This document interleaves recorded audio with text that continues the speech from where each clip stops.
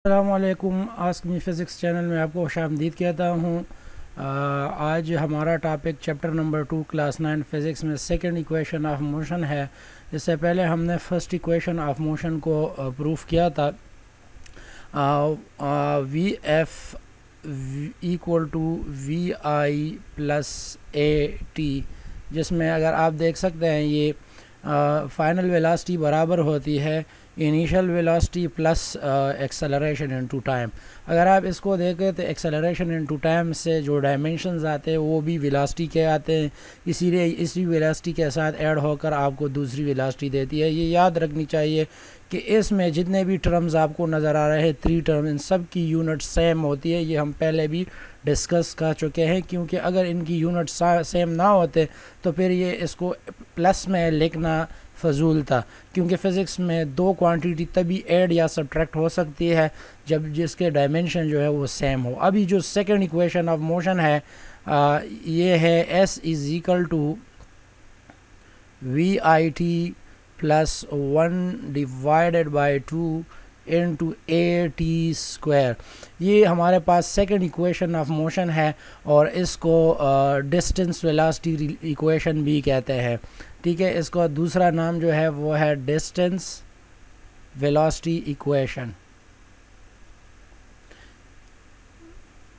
अब ये इक्वेशन जो है आप देख सकते हैं इसमें भी तीन टर्म्स है। एक टर्म ये है, एक ये है और एक ये है। इन सब के डायमेंशंस जो है वो सेम होनी चाहिए, तभी आप इसको ऐड कर सकते हैं और ये डायमेंशनल वाइज सही होता है। ए टी स्क्वायर को अगर आप देखते हैं तो ये भी जो है आपको मीटर में इसके डायमेंशंस आएंगे, और ये वेलोसिटी इनटू टाइम का भी जो है आपके पास डायमेंशन हमारे पास जो आएंगे मीटर में, और डिस्टेंस तो है ही मीटर में। अभी अगर हम इसको ग्राफिकल मेथड में समझते हैं, डायरेक्ट मेथड से भी ये हो जाता है, लेकिन अभी हम जो है इसको ग्राफिकल मेथड से करते हैं कि किस तरह हम इस प्रॉब्लम को टैकल करते हैं, कि इसको प्रूफ करते हैं ग्राफिकल मेथड से। तो ग्राफिकल मेथड में पहले हम ग्राफ को समझते हैं कि ग्राफ में जो हमारे पास डेटा होती है। अब अगर बिलफर्ज हमारे पास एक ऑब्जेक्ट है जिसकी कुछ ना कुछ वेलोसिटी है वी आई, ठीक है। अब एक ऑब्जेक्ट की वेलोसिटी है वी आई और उसकी वेलोसिटी यूनिफॉर्म चल रही है, और उस वक्त हम टाइम को कंसिडर नहीं करते, लेकिन कुछ टाइम के बाद इसकी वेलोसिटी वी आई से वी एफ हो जाती है। तो ये अमाउंट आप जो देख सकते हैं इधर तक, ये आपके पास ये सारा अमाउंट ये वी एफ के बराबर होता है। मैं इधर से ये लूँगा, ये वी एफ के बराबर आ जाता है, ठीक है। तो अब हम देख सकते हैं, अगर इस ग्राफ को हम देखते हैं, ठीक है, तो इसको हम एक शेप बना देते हैं इसका, और यहाँ से ये कुछ टाइम टी पर इसका ये पोजीशन हो गया, ठीक है। तो अभी हम देख सकते हैं कि हमारे पास एक शेप आ गया है, ज्योमेट्रिकल शेप आया है, जिसमें यहाँ पर आप ये देख सकते हैं ये स्लोप है इसका, और आपको पता है कि वेलोसिटी टाइम ग्राफ का जो स्लोप होता है वो एक्सेलरेशन के बराबर होता है। ये हाइट यहाँ से यहाँ तक ये वी एफ की हाइट है, और यहाँ से यहाँ तक की जो हाइट है वो वी आई है, ठीक है। अब अगर यहाँ पर हम देखते हैं कि ये एक ओरिजिन यहाँ से लेते ओ लेते हैं, इसको ए पॉइंट कंसिडर करते हैं, ये बी करते हैं और ये सी करते हैं। तो आप देख सकते हैं ये होल रीजन जो आपको नज़र आ रहा है, ये शेडेड रीजन, ये सारा जो है ये असल में वेलोसिटी टाइम ग्राफ के नीचे एरिया है। तो हम इसको ये सारा एरिया जो है हमारे पास डिस्टेंस कवर्ड को शो करता है कि ये डिस्टेंस कवर्ड है, ठीक है, ये डिस्टेंस कवर्ड है। तो पहले तो इस शेप को समझना चाहिए कि ये शेप किस चीज़ की है। तो इसको ज्योमेट्रिक में जो है वो ट्रेपीजियम कहते हैं, उर्दू में जोजंग का जिसको कहा जाता है। तो याद रखिए कि हमारे पास जो यहाँ पर ये सारा शेप जो है डिस्टेंस कवर्ड का, ठीक है, डिस्टेंस कवर्ड, ये असल में बराबर है एरिया ऑफ ट्रेपीजियम और ट्रेपीजियम का नाम भी होता है। तो यहाँ पर हम लिखेंगे ओ ए बी सी, ये जो है ये हमारे पास ये ऑब्जेक्ट आ गया है। ठीक है, तो अब ये ट्रेपीजियम की जो एरिया है, अब हम यहाँ पर इसको मैथमेटिकल फार्मूलों के मदद से समझेंगे। डिस्टेंस कवर्ड के लिए जो सिंबल यूज़ होता है वो एस है। ठीक है, एरिया ऑफ द ट्रेपीजियम का जो फार्मूला है वो इस तरह होता है कि आप सम ऑफ पैरेलल साइड्स लेते हैं। ये सिंबल जो मैंने लिखा है ये पैरेलल का जो है सिंबल होता है, शॉर्ट टर्म में हम लिखते हैं sum of parallel sides multiply. देखिए ये पैरेलल साइड्स है। ठीक है, ये साइड और ये साइड पैरेलल है, इक्वल नहीं है लेकिन पैरेलल है।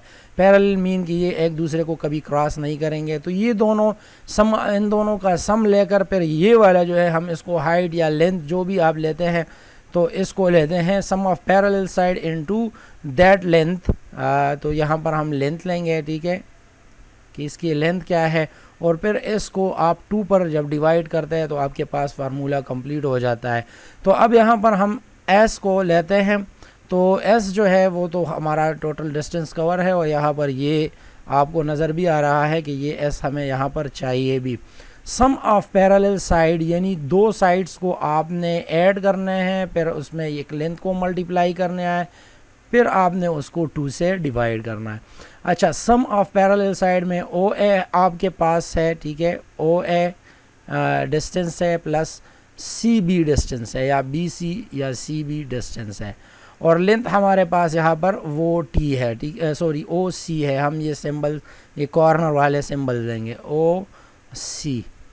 ठीक है, अब अगर हम फिगर से देखते हैं, जो हमारे पास डेटा होता है फ्रॉम फिगर अगर आप देखते हैं तो ओ ए जो होता है वो वी आई के बराबर हमने लिया था। ठीक है, और बी सी को हमने जो है वो वी एफ के बराबर लिया है। ठीक है, यहाँ पर आपको एक और बात भी पता होना चाहिए कि ओ सी जो स्लोप जो है वो एक्सेलरेशन है, और ओ सी जो है हमारे पास वो टाइम के बराबर है, टी के बराबर है। तो अब ये तीनों वैल्यूज़ हम इस इक्वेशन नंबर 1 में पुट करते हैं, तो इक्वेशन नंबर 1 की पोजीशन कुछ इस तरह हो जाएगी कि S इक्वल टू ओ ए जो है वो वी आई है असल में, और बी सी जो है वो वी एफ है, और इसको हम ब्रैकेट में बंद कर देंगे और बाद में मल्टीप्लाई करेंगे ओ सी जो कि टाइम है, और डिवाइडेड बाय 2। तो ये तो हमारे पास ये इक्वेशन आ गई। अब अगर हम मेन इक्वेशन को देखते हैं तो इसमें कहीं आपको वी एफ नज़र नहीं आएगा। तो इसका मतलब ये है कि यहाँ पर जो वी एफ है इसको हम फर्स्ट इक्वेशन ऑफ मोशन के थ्रू हटा देंगे, तो इसको इक्वेशन 2 का नाम दे, और फर्स्ट इक्वेशन ऑफ मोशन जो है, फर्स्ट इक्वेशन ऑफ मोशन जो है उसको हम यहाँ पर यूज़ करेंगे V F is equal to V I plus A T को। ये सिंपल मैथमेटिक्स है। ठीक है, बस अब डायग्राम से हमारा जो डेटा निकालने का प्रोसेस था वो हमने निकाल दिया। अब ये V F is equal to V I plus A T, ये भी यहाँ पर ये ए जो है एस को अगर आप डिवाइड करते हैं फर्स्ट इक्वेशन में ये कन्वर्ट हो जाएगा, और आप उसके हिसाब से निकाल सकते हैं, लेकिन यहाँ पर उसकी ज़रूरत नहीं है, जस्ट हम ये इन्फॉर्मेशन यूज़ करते हैं, ये ऑलरेडी प्रूव है। तो इसको हम पुट इन इक्वेशन 2 में कर दे रहे हैं, क्योंकि इक्वेशन 2 में अभी हमने और काम भी करना है। ठीक है, इक्वेशन 2 में एस अपनी जगह और वी आई अपनी जगह, प्लस वी एफ की जगह आप दूसरा वी आई अब डाल सकते हैं। यहाँ पर मैं डिफरेंट कलर यूज़ करूँगा। यहाँ पर जो वी एफ है उसके लिए हम यूज़ करेंगे V I plus A T. ठीक है, ये आप मैंने ये इसलिए डिफरेंट कलर यूज़ किया है ताकि आपको समझ आए कि ये यहाँ पर मैंने एक वैल्यू पुट की है, ये V I plus A T की जो पहले से थी, और ये वी आई फार्मूले में पहले से मौजूद था, और ये दोनों जो है हमने इक्वेशन नंबर 1 से निकाल दिया। अब ये 2 हो गया। अब यहाँ पर हम इसको सॉल्व करते हैं। यहाँ पर ये 2 वी आई बन जाएगा क्योंकि 2 वी आई है प्लस ए टी है, और यहाँ पर मल्टीप्लाई टी है और डिवाइडेड बाई 2 भी है। अच्छा, अब हम इस टी को अंदर मल्टीप्लाई करते हैं तो ये दोनों के साथ मल्टीप्लाई होगा, तो 2 वी आई टी बन जाएगा प्लस ए टी और टी, ये टी टी स्क्वायर बन जाएगा, लेकिन नेक्स्ट स्टेप में हम इसको स्क्वायर कर देंगे। अच्छा, s is equal to 2VIT plus AT² divided by 2। अगर हम देख सकते हैं बाय एलसीएम को अगर हम रिवर्स करते हैं, एलसीएम का जो प्रोसेस होता है, तो ये 2 हम इसको अलग और इसको अलग लिख सकते हैं। तो s is equal to 2VIT divided by 2, इसको अलग लिखो, और AT² को 2 पर अलग डिवाइड करो। तो यहाँ पर ये 2 और ये 2 कट जाएंगे और आपके पास आएगा VIT प्लस यहाँ पर ये 1/2 हम लिख सकते हैं बार मल्टीप्लाई में, और इसको इसी शेप में लाते हैं। तो आपने देख लिया कि किस तरह हमने इसको ग्राफिकल मेथड के थ्रू सॉल्व किया है।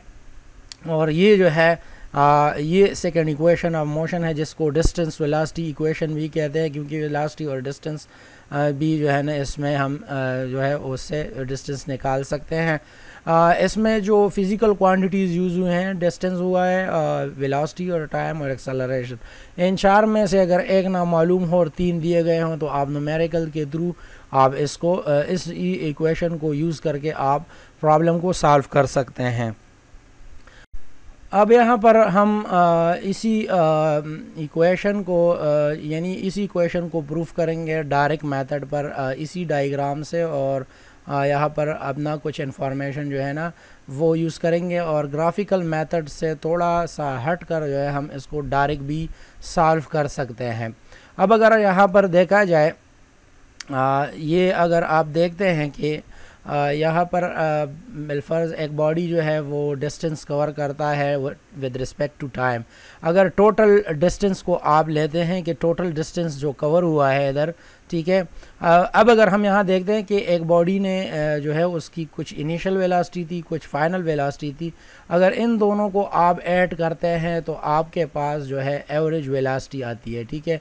अब इसके हम इंस्टेंटेनियस वेलोसिटी नहीं लेते, बल्कि हम इसकी एवरेज वेलोसिटी लेते हैं, जो VI plus VF divided by 2, ये एवरेज वेलोसिटी के बराबर होता है, ठीक है।